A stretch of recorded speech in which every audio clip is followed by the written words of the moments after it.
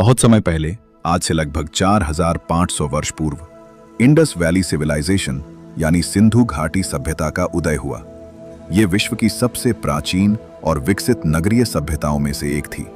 इसे हड़प्पा सभ्यता भी कहा जाता है क्योंकि सबसे पहले इसका प्रमुख स्थल हड़प्पा में मिला था।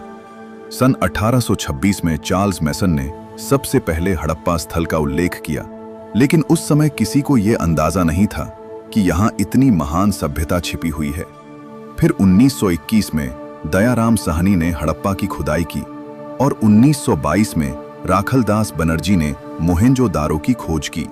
1924 में जॉन मार्शल ने घोषणा की कि यह एक महान प्राचीन सभ्यता है। यह सभ्यता लगभग 2600 ईसा पूर्व से 1900 ईसा पूर्व के बीच अपने उत्कर्ष पर थी।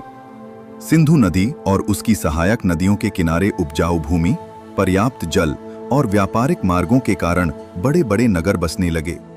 लोग खेती करते थे, गेहूं, जौ और कपास उगाते थे, पशुपालन भी करते थे और दूरस्थ देशों जैसे मेसोपोटामिया तक व्यापार करते थे। इनके नगर बहुत सुव्यवस्थित थे, सड़कें सीधी और चौड़ी थीं, घर पक्की ईंटों से बने थे, कई घर 2 मंजिला थे और लगभग हर घर में स्नानघर था। सबसे आश्चर्यजनक बात थी उनकी जल निकासी व्यवस्था। नालियां इतनी अच्छी थीं कि आज के आधुनिक शहर भी उनसे सीख सकते हैं। मोहेंजोदारो में एक विशाल महान स्नानागार मिला जहां लोग धार्मिक या सामाजिक स्नान करते होंगे। बड़े अन्नागार मिले जहां अनाज संग्रह किया जाता था। लोथल में बंदरगाह मिला जो समुद्री व्यापार का प्रमाण था। कालीबंगन में अग्निकुंड मिले जो धार्मिक गतिविधियों की ओर संकेत करते हैं। खुदाई में अनेक मुहरें मिली जिन पर पशुओं की आकृतियां और एक रहस्यमयी लिपि अंकित थी। यह लिपि आज भी पढ़ी नहीं जा सकी है।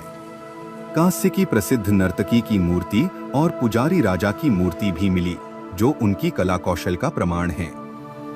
लोग मातृदेवी की पूजा करते थे, पीपल वृक्ष को पवित्र मानते थे और पशुपति जैसी आकृति की भी पूजा के संकेत मिले हैं।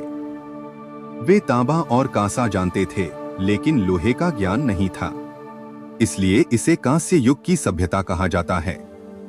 लेकिन समय के साथ यह महान सभ्यता धीरे धीरे समाप्त हो गई।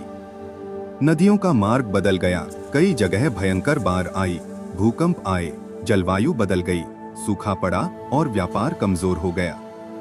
कुछ इतिहासकार बाहरी आक्रमण की बात भी करते हैं, लेकिन आज यह कम स्वीकार किया जाता है। संभवतः कई कारणों ने मिलकर इस सभ्यता को समाप्त कर दिया। फिर भी सिंधु घाटी सभ्यता आज भी हमें चकित करती है।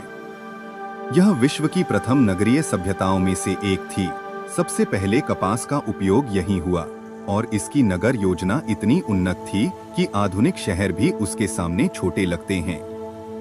इस तरह हजारों वर्ष पहले बनी यह सभ्यता आज भी इतिहास के पन्नों में जीवित है और हमें बताती है कि प्राचीन भारत कितना समृद्ध, संगठित और उन्नत था।